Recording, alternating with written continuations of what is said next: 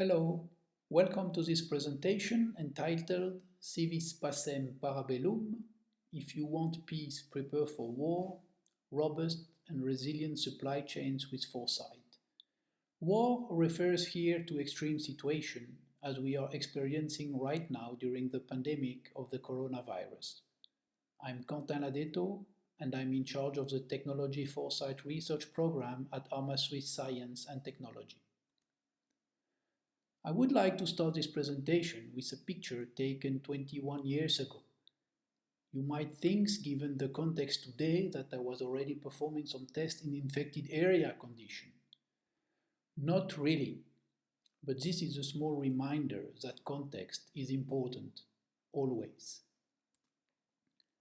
You saw that my background is in geomatics with some work on inertial navigation.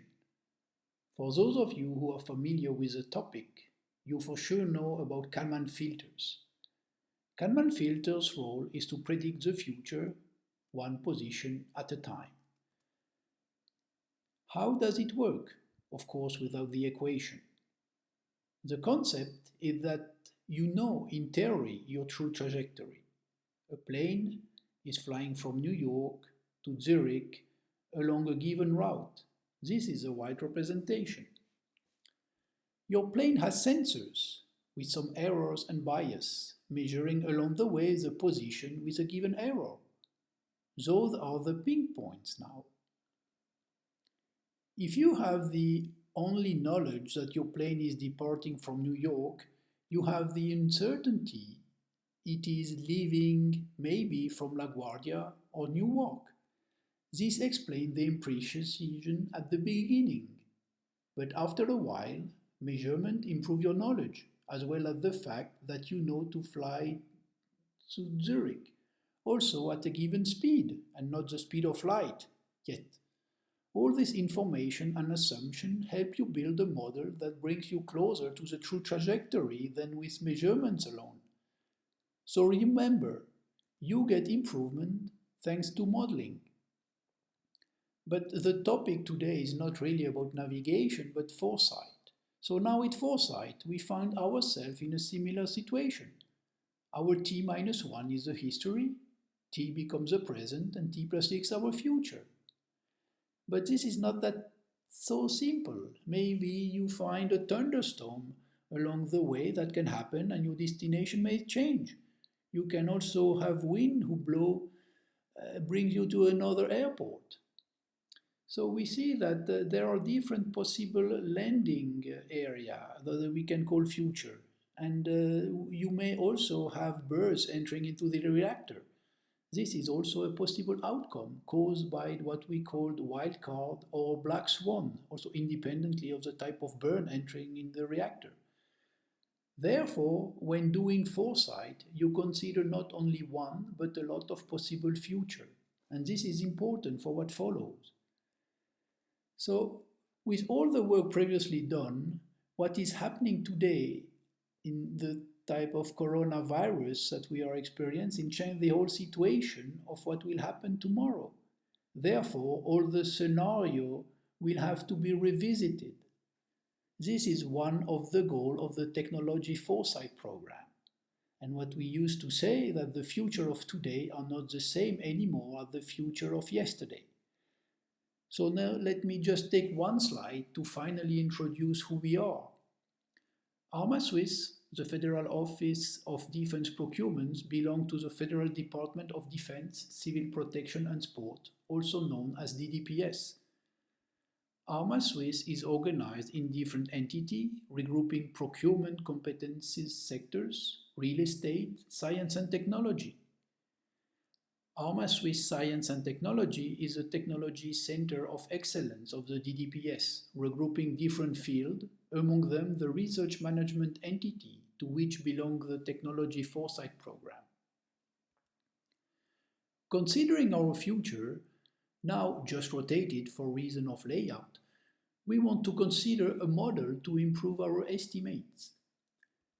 We consider here the PESTEL framework, and we can say that based with 6 parameters. The first is political, the economical, social, technical, environmental, and legal.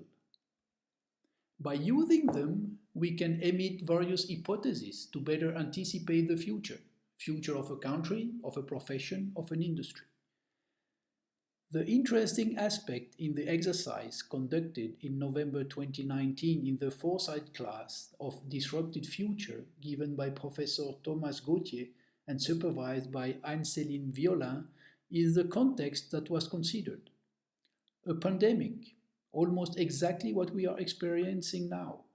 The only difference is that the focus was on setting the condition to find a new product for the glass industry. Focus was not on the pandemic itself, but on the opportunity it could create and the risk that needed to be mitigated for that. So, impact was mainly on the supply chain. Now, from a supply chain perspective, is the civilian supply chain really different from the military one? Not really. And for sure, both of them are allergic to surprises. But how do you identify these surprises, these risks? To do so, you need experts in supply chain. I name the International Institute for the Management of Logistics and Supply Chain of the Swiss Federal Institute of Technology in Lausanne. After, the company Envisioning Ltd help us to stimulate the forward-thinking process and the valorization of the result. Third, EM Lyon Business School help us with their expertise in scenario building. Together, we are conducting an open and collaborative experience on the future of supply chain. There are infinite elements you can consider to describe the supply chain. These are the elements we consider, and we break it down into 7 clusters. For each of these clusters, we try to identify one main trend. I'm pretty sure you are all asking yourself the following question. Where is AI involved? Any ideas? Well, easy or obvious, AI is ubiquitous and it is everywhere. But hopefully not only AI, but explainable AI, and this is really important for us. Having described the process, this is now the moment to present you the tool that we have built and fed also with data with a 90-second video presentation. So it is kind of product process presentation, but as it is online and freely accessible, it's only waiting for your inputs. All the elements that we considered appear on the screen. At the center, you find the ones at maturity, and on the external, the ideas with low technology readiness level, or TRL. As you can see, everything is dynamic and searchable.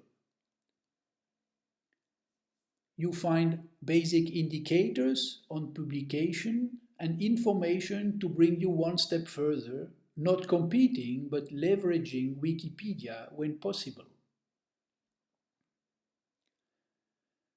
Considering one technology or system, we also offer the possibility to bring more information and also provide a questionnaire or a survey to get better insight for the people reading and visiting the radar.